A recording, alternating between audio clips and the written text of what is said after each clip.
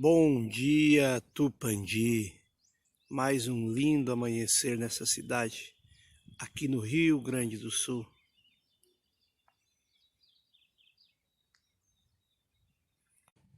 Gurizada, o trem aqui tá chique. Olha só, 3 carrinhos, tudo do patrão.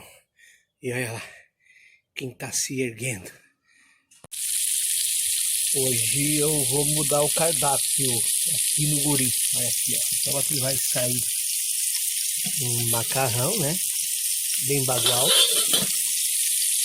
Com um salame lá de São Luís Gonzaga. E a cebola não pode faltar nunca.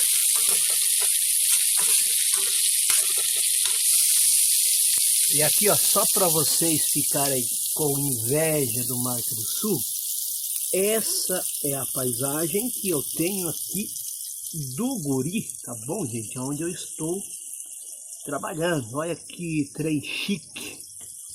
Chique top. Aqui, gurizada, eu vou mostrar algumas particularidades para vocês, ó. Aqui, ó. Ali é galinheiro, ali é galinheiro, ali é galinheiro, ali é galinheiro, ali é galinheiro.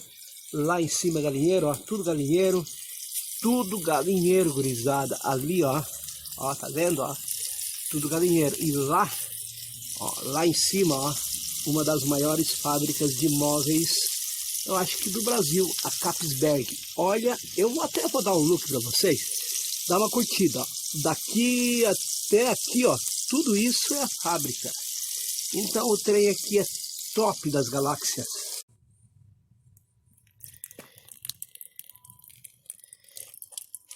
Quem deixa as coisas difíceis é a gente, né, gurizada?